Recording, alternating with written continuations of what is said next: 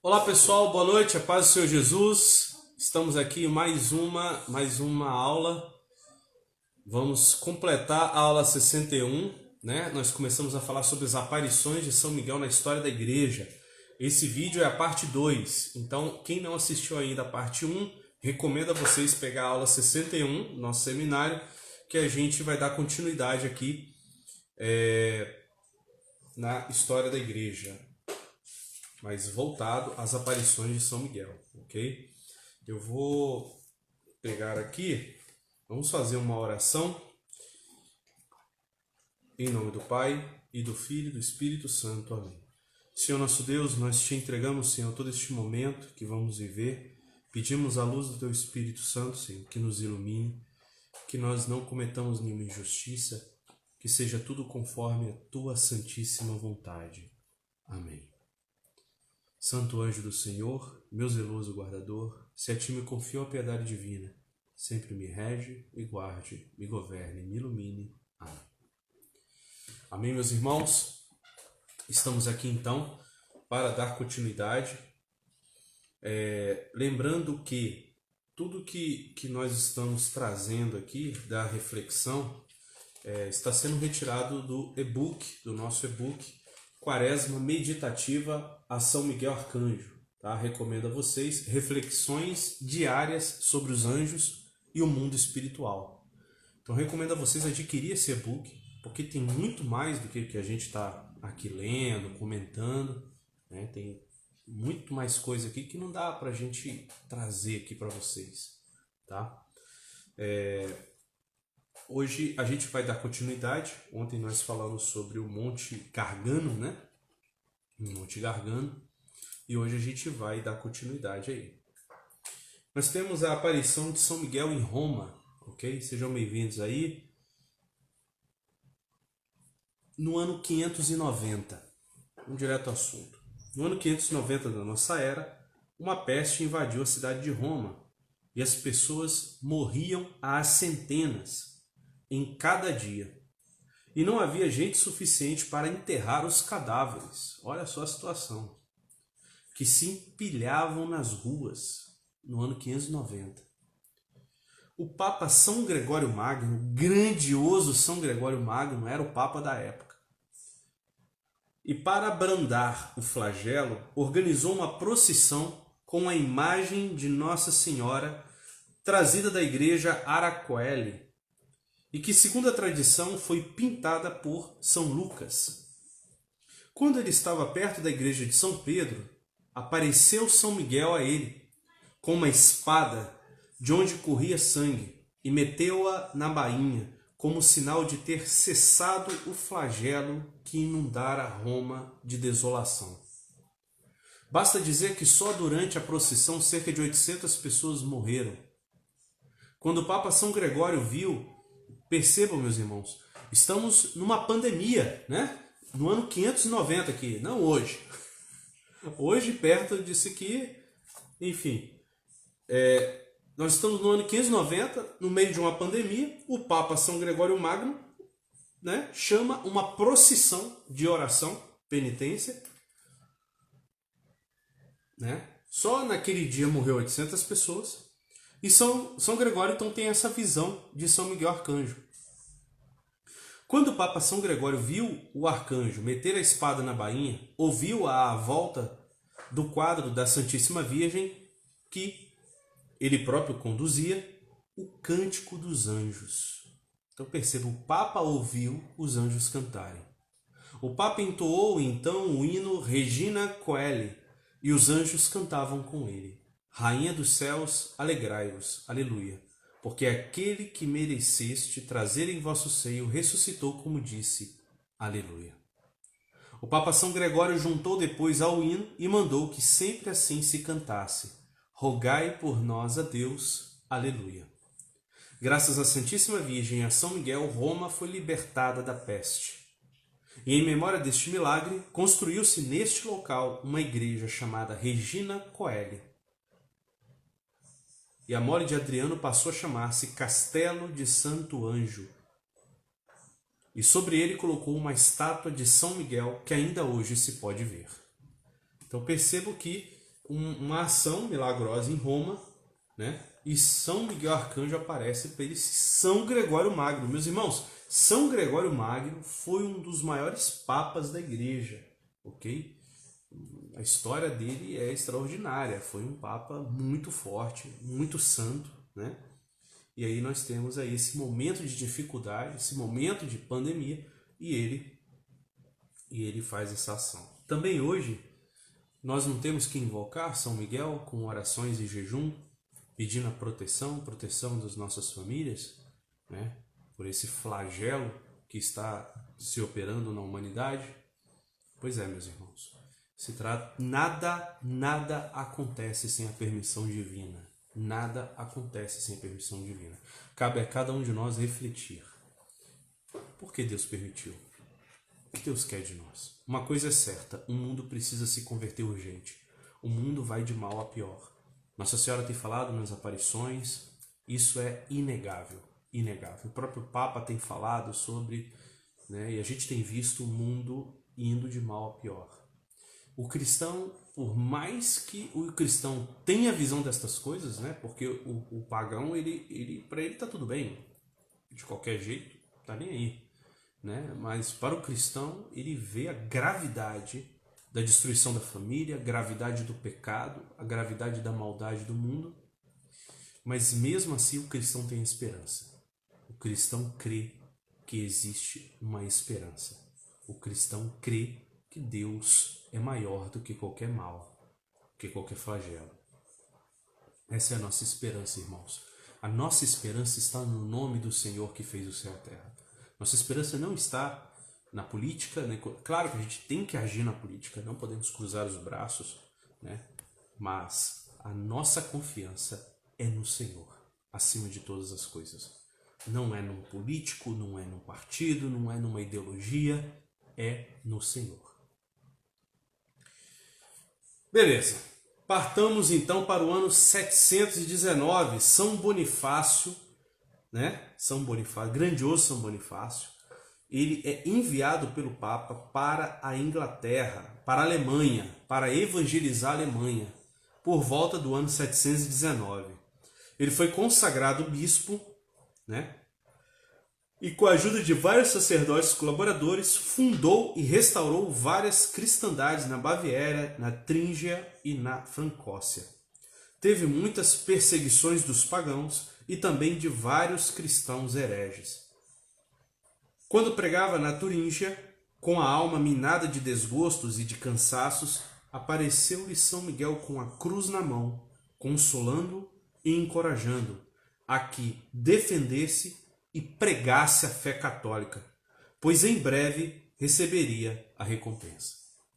Meus irmãos, na história da igreja, a igreja sempre passou por turbulências externas e internas. Não é diferente hoje.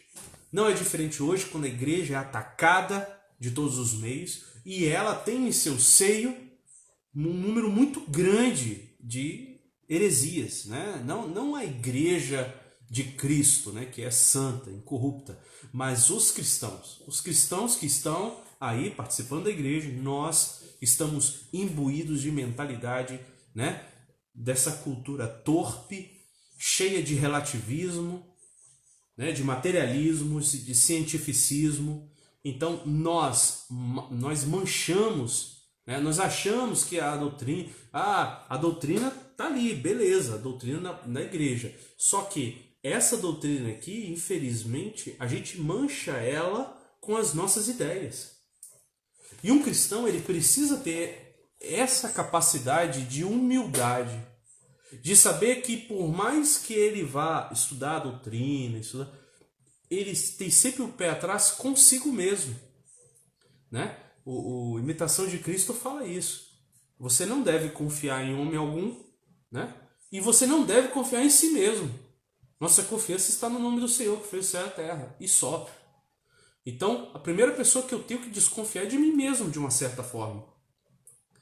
Né? E hoje, infelizmente, quantos que leem um pouco e já falam, não, mas eu acredito que Deus é assim, eu não acredito que Deus vá ficar chateado com isso, é um exagero. Opa, voltou aí? Parece que tinha dado uma pausa aqui, a internet deve estar falhando aí. Então perceba o seguinte, quando a pessoa fala, eu não acredito muito nisso, não acredito muito... ela está, na verdade, ela não está aderindo à fé revelada, mas ela está construindo uma fé própria. Ela está construindo um cristianismo que não é o raiz. Beleza, voltou. Então, meus irmãos, nós temos que ter muito cuidado com esse perigo que é grande hoje. Essa é a grande tentação do católico moderno. Ele querer moldar a sua fé, ele querer escolher em que ele vai acreditar. E não é isso. Em toda a história da igreja, nunca foi assim. Quem agia assim são os hereges. Perceba o seguinte, a fé a gente a recebe. O cristianismo é aquele que adere à fé. Essa é a fórmula do batismo. Eu faço uma adesão ao cristianismo que me é entregue. Um depósito da fé que Jesus nos deixou para nós. Hoje é dia de São Padre Pio, estou com a camisa aqui, né? São Padre Pio que quantas chagas, quanta dificuldade ele teve para evangelizar na sua época, meus irmãos. Pregava a verdadeira penitência, a verdadeira vida de oração. Pregava gente da alta, gente conhecida, literatos, autoridades, escritores, iam atrás do Padre Pio. E meus irmãos, o quanto que ele foi perseguido por membros da própria igreja, por bispos, perseguido cruelmente, eu diria diabolicamente. Padre Pio foi perseguido. Então, meus irmãos, na igreja sempre ocorreu isso, mas existe a porta estreita. E preste atenção no seguinte, existe uma fé revelada, da qual a gente precisa ser fiel. Eu estou lendo de São Bonifácio, por que eu estou falando isso? Porque eu acabei de ler aqui de São Bonifácio, quando ele pregava na Turíngia, com a alma minada de desgostos e de cansaços. É nesse momento que São Miguel aparece a ele. Olha o que diz aqui, gente, né? Foi enviado pelo Papa a evangelizar a Alemanha, consagrado bispo, né? Com a ajuda de vários sacerdotes, fundou e restaurou várias cristandades e tal. Teve muitas perseguições, olha o que diz o texto, teve muitas perseguições dos pagãos e também de vários cristãos hereges. Isso é preciso dizer, meus irmãos, eu sei que é incômodo dizer isso. Hoje, quantas vezes eu ouvi falar isso? Ah, fulano é radical demais, fulano é radical e tal e tal. Meus irmãos, a gente não é hoje 10% do que foi Padre Pio. Olha que eu estou exagerando. 1% do que foi Padre Pio. Padre Pio estava no caminho certo. São Francisco de Assis, os santos. E o caminho para a santificação, o caminho de santidade na vida prática, a gente tem que olhar para os santos. Ah, Alessandro, mas e a Bíblia? A Bíblia tem que seguir a Bíblia e tal. Peraí. A Sagrada Escritura, ela nos dá direção. Mas como você vai praticar isso aqui, que foi escrito há 2.000, 3.000, 4.000 anos atrás, hoje, na sua vida moderna, você que é professor, você que trabalha, você que estuda, você que tem filho, casa, e tem que... Nós temos os santos. Os santos que pegaram a Sagrada Escritura e a viveram na vida prática do dia a dia. Santa Francisca Romana, que era mãe com um monte de filho, e ela ajudava os pobres. Como que ela fazia isso? Então nós temos exemplos a seguir.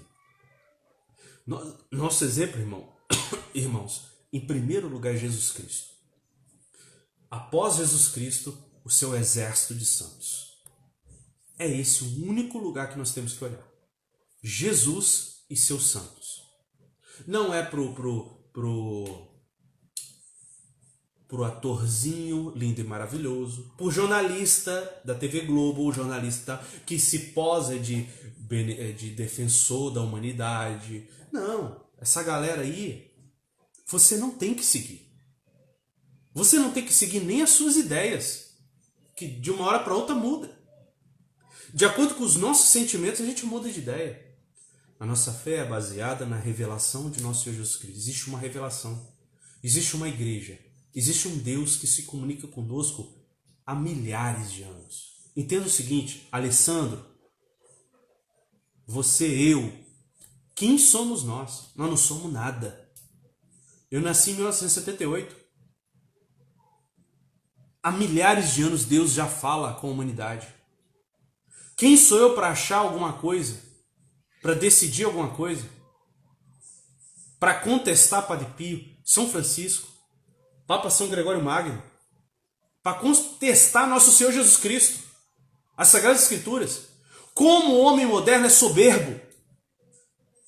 Como o homem moderno é hipócrita? E vai para sua faculdade, estuda suas filosofias, as suas ciências e acha que ele é a cereja do bolo, que ele sabe tudo, não sabe nada. Não sabe nada. Não estudou a fundo os milagres eucarísticos, não estudou a fundo os milagres dos corpos incorruptos. A ciência não tem explicação. Mas o moderninho, não. Eu estou acima aqui, eu não acredito Peraí. Cadê a humildade? A humildade é uma virtude, meus irmãos, valorizada pelos pagãos. Aristóteles, Platão, que não era cristão, nem judeu, nada disso, fala da importância da humildade. Quantos ateus falam da importância? E hoje, como o homem moderno é hipócrita. É hipócrita. Ele acha que sabe tudo. E aí ele vem e fala, não, Alessandro, beleza, então eu sou ateu, eu tenho que ter essa humildade, mas você está aí falando com tanta autoridade sobre a fé, você também está soberbo. Não, meu irmão, porque eu não estou falando o que eu acho. Eu não estou aqui para falar o que Alessandro acha, não importa o que Alessandro acha. A verdadeira humildade cristã é a submissão à palavra revelada. E a partir do momento que eu tenho essa submissão, o Senhor nos envia a pregar com autoridade. Não a autoridade que nós temos, mas a autoridade que Ele tem, a palavra dele tem. Então eu não posso falar aqui, não posso chegar aqui com essa falsa humildade e falar, olha, Jesus falou que Ele é o único caminho, né? Ah, mas eu não posso dizer que Ele é o único caminho, eu tenho que ser mais humilde. Isso não é humildade cristã? Nunca. Infelizmente, pregadores estão fazendo assim. Estão se submetendo e abaixando a cabeça por relativismo. Jesus é o único caminho, ele falou. Acabou. Ele falou, está falado. Isso é humildade. Isso é submissão à verdade, à palavra de Deus. Então, meus irmãos, a verdade é revelada. E eu estou, desculpa falar isso tudo, porque a história dos santos nos toca profundamente. Você estudar a história da igreja, a história dos santos, você entende o que a gente está vivendo agora, você entende porque tanta gente relativiza, está fazendo direitinho o papel dos que pregaram Jesus na cruz.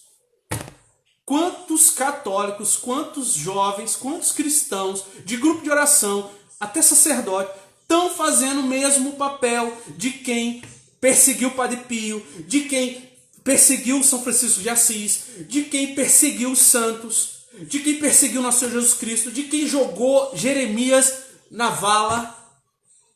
Está se repetindo hoje.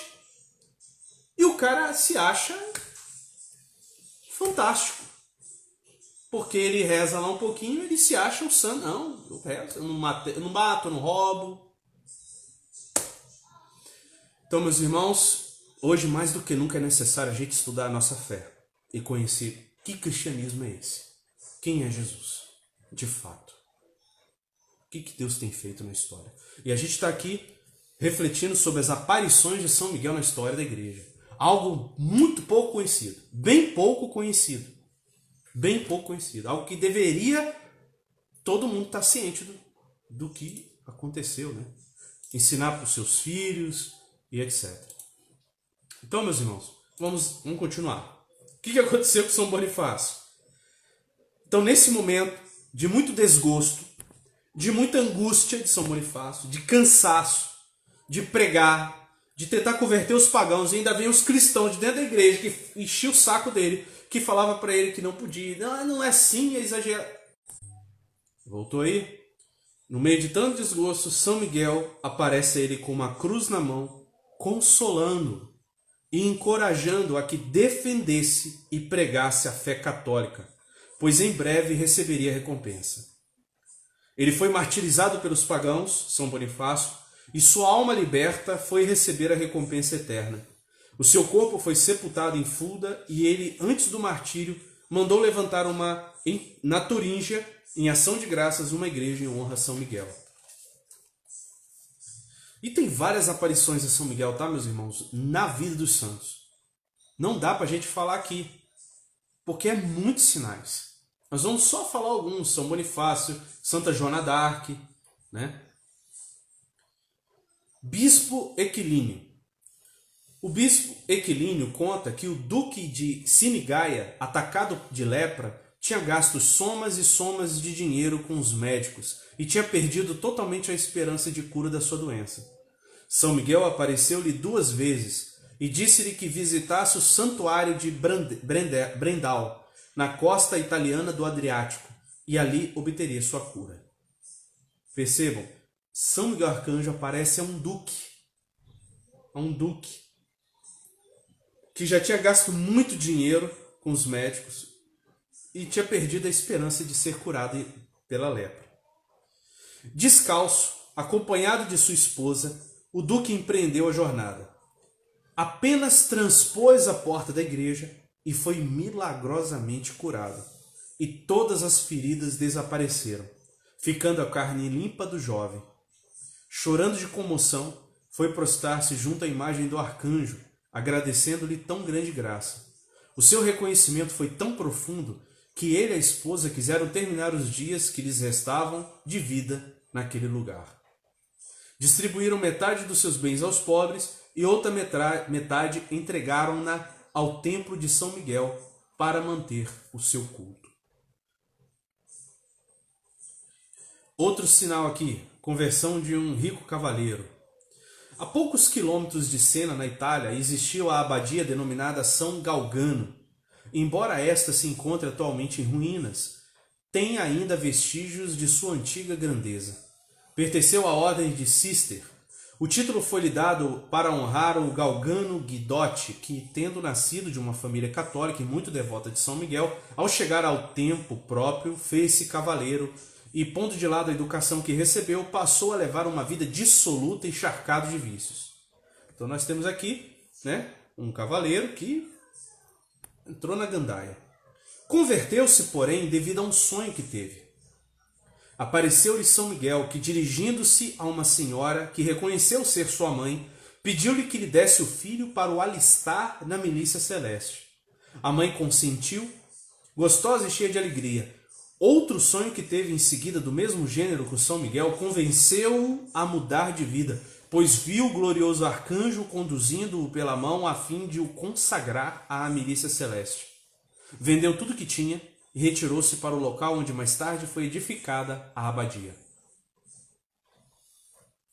A mãe propôs-lhe em casamento com uma jovem bela e rica, mas Galgano, falando com ela, convenceu-a a deixar o mundo com ele e a fazer-se freira.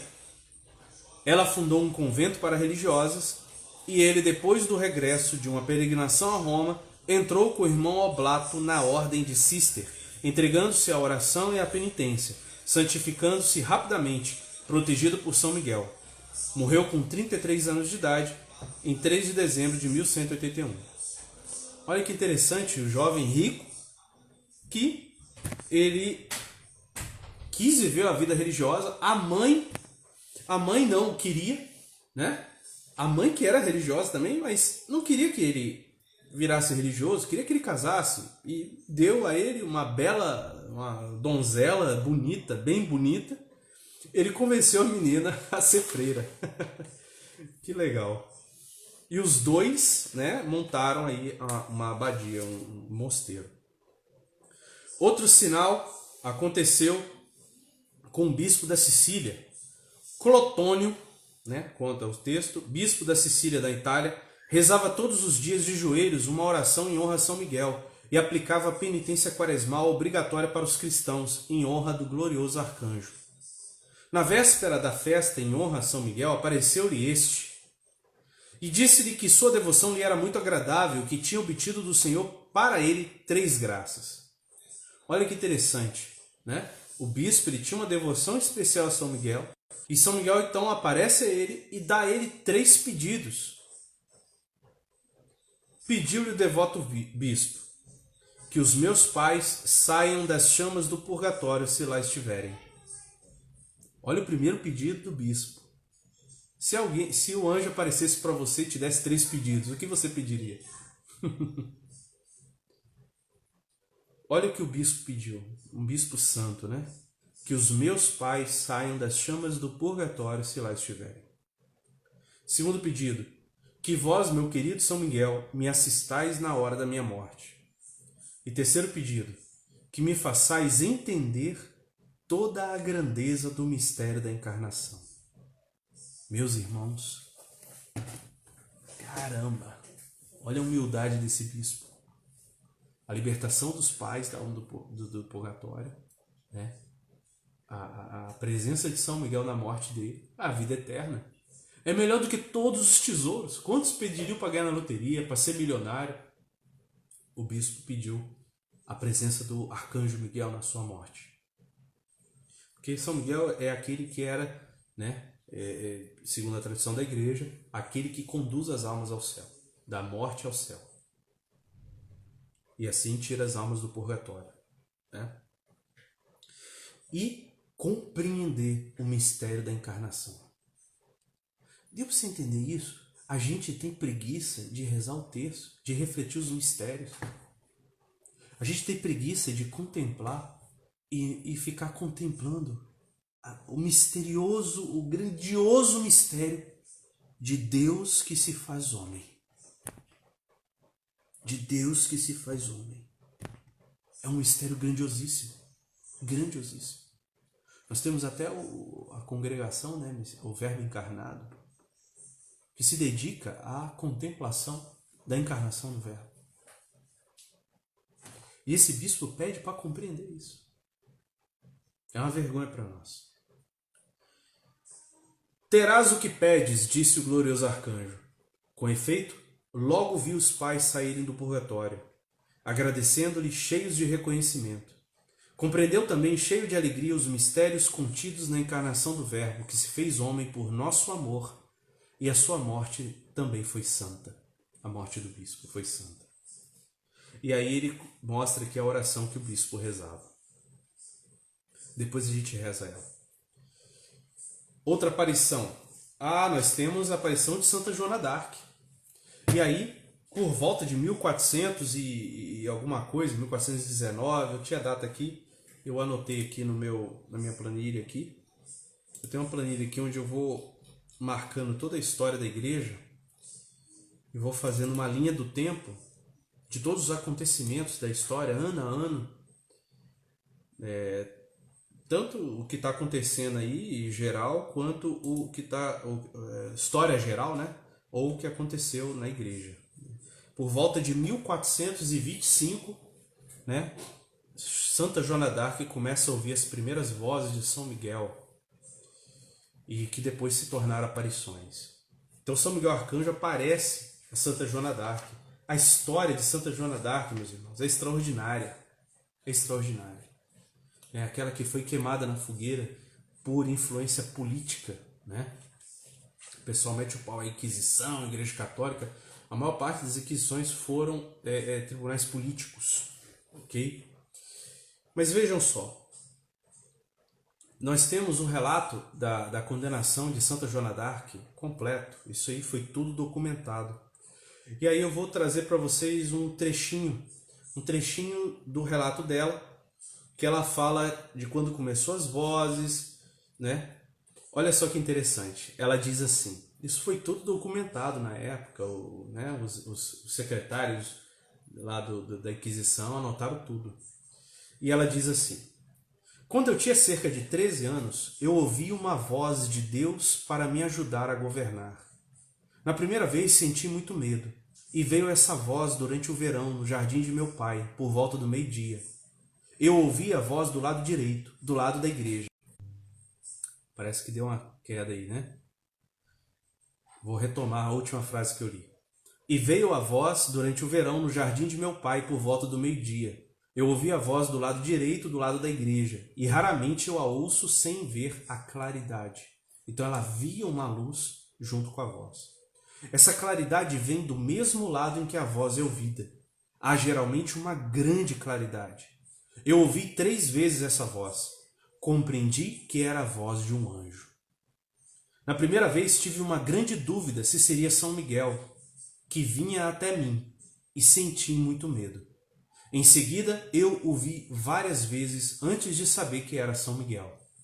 Eu vi São Miguel e os anjos com os olhos do meu corpo. Eu vi São Miguel e os anjos com os olhos do meu corpo, tão bem quanto eu estou vendo você. E quando eles se afastavam de mim, eu chorava e queria muito que eles tivessem me levado com eles. Eu respondia à voz que eu era uma menina pobre, que não sabia nem cavalgar, nem guerrear. Que engraçado, né? Porque as vozes falavam para ela empreender a guerra. Esse foi o chamado de São Miguel. E Joana d'Arc, né, movimentou a França em guerra contra a Alemanha. Uma guerra querida por Deus. Não porque a França ia lá encher o saco da Alemanha, porque a Alemanha estava invadindo e destruindo a França. Né? Então era uma guerra de autodefesa. Né? O juiz Jean Belpere nos deixou uma maravilhosa questão relativa à natureza do arcanjo Miguel. Ele perguntou, né, a Joana d'Arc: que aparência tinha São Miguel quando ele apareceu? Ele estava nu? Né? Porque eles queriam fazer uma pegadinha na Joana d'Arc. Aí ela responde: o senhor pensa que Deus não tem como vesti-lo?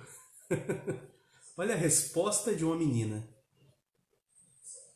Aí o juiz pergunta: ele tinha cabelos?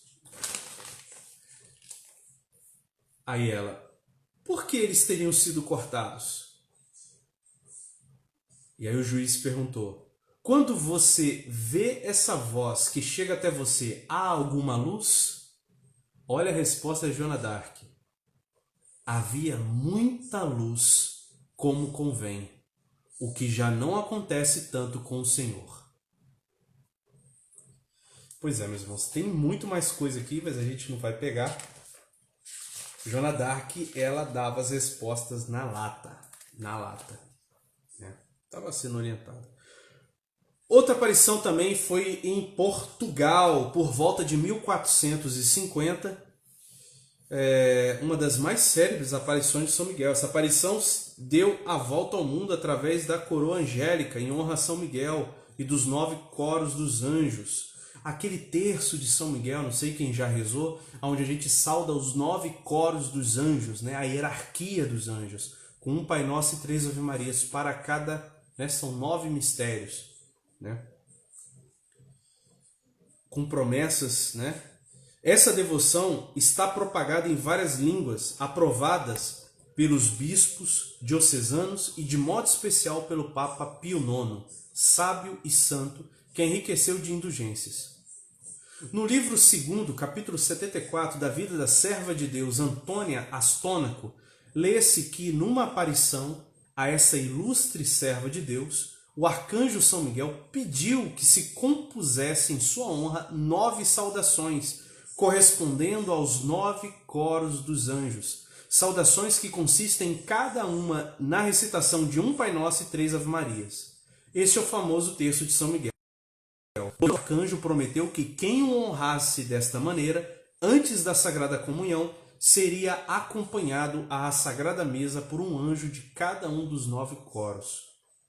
Prometeu também a quem rezasse todos os dias essas 9 saudações, a sua assistência e a dos santos anjos durante a sua vida, e que depois da morte o livrará do purgatório, a ele e aos seus parentes. Olha que interessante, né? E temos também, não vou perder muito tempo porque a hora já está avançada, nós temos uma aparição de São Miguel no México. Ok, meus irmãos? O arcanjo São Miguel apareceu pela primeira vez a um jovem convertido chamado Diego Lázaro, de São Francisco, no dia 25 de abril de 1631, no povoado de São Barnabé Capula, município de Nativitas, estado de Tlaxcala, no México.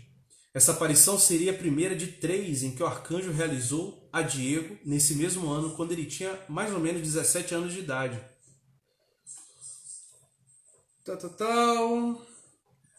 Ele explicou que o arcanjo Miguel apareceu ao jovem enquanto este participava de uma procissão na festa de São Marcos, né?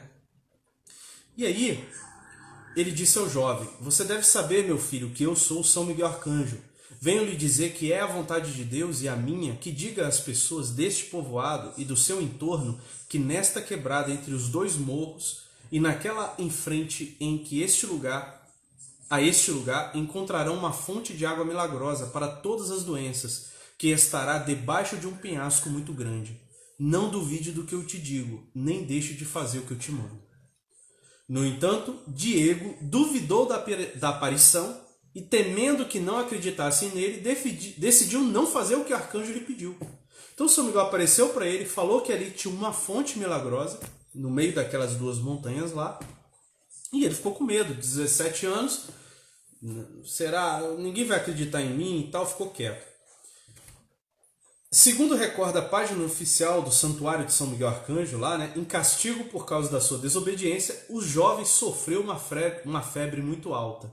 Quando estava gravemente doente, à meia-noite, do dia 7 para 8 de maio de 1631, o arcanjo apareceu a Diego novamente, curou-o e levou-o ao local onde deveria ser construído o santuário. Uma terceira aparição ocorreu no dia 13 de novembro. O jovem recolheu a água da fonte e levou-a ao bispo local, que por sua vez, como parte de sua investigação da aparição, distribuiu-a entre alguns doentes. Segundo a tradição, aqueles que beberam daquela água foram curados. Padre Cristóvão Gaspariano assegurou que até hoje se conserva esta fonte. Alguns anos depois, o bispo de Puebla, o beato Juan de Palafox, ordenou a construção do atual Santuário de São Miguel do Milagre. O porta-voz disse que a partir desse momento até hoje realiza-se uma festa muito grande, é uma das maiores festas da diocese. Então percebam, né, a aparição de São Miguel aí, parecido com o que aconteceu lá na Itália, que a gente leu ontem, né? E nós temos também uma aparição aqui a um sacerdote, né? Um sacerdote francês escreveu a seguinte carta: nas vésperas do ataque alemão de 14 de julho de 1918, havia à volta da minha paróquia um depósito de 3 milhões de projéteis. Durante 2 meses, os aviões alemães não cessaram de lançar bombas e projéteis que caíam por todos os lados. Na guerra, né? Nós estamos aqui na Primeira Guerra Mundial. Em face do perigo, pus a minha paróquia debaixo da proteção de São Miguel. Coloquei a sua imagem na cadeira paroquial e rezei todos os dias o pequeno exorcismo de Leão XIII. Olha só, o padre devoto a São Miguel, botando a paróquia, né, na França, isso, proteção, e rezando a oração de São Miguel, que a gente reza, feita por Leão XIII. Prometendo ainda entronizar na igreja uma bela imagem de São Miguel, caso fôssemos livres de desastres semelhantes ao que tinha sucedido, e se multiplicavam nas regiões à nossa volta, onde as bombas caíam, arruinando fazendas, casas, matando tanta gente. Bastava que uma das bombas tivesse caído sobre o depósito explosivo que havia ali na paróquia e tudo ia para os ares. Ficaria reduzido a um montão de ruínas e ninguém ia sobreviver. Passou a tormenta, foi assinado a trégua da guerra, né? E enquanto à nossa volta tanta desgraça sucedeu, na nossa região, padre falando, né? Na nossa região nenhuma bomba caiu, com espanto e alegria de todos. Em cumprimento da nossa promessa, uma imagem grande do arcanjo São Miguel foi solenemente entronizada na igreja. Ok, meus irmãos, então essas são as principais aparições, né? Convido a vocês a pesquisarem mais, tem muito mais aí, né? Nós temos também a catequese do Papa, que eu falei que ia ler para vocês, e aí eu vou ficar devendo, mas eu já falo para vocês aqui, porque vocês têm como consultar aí no Google, é só digitar aí. A locução do Papa São João Paulo II foi no dia 24 de maio de 1987. Ele visitou o Santuário de São Miguel Arcanjo Então ele faz uma... Eu errei. Opa, voltou.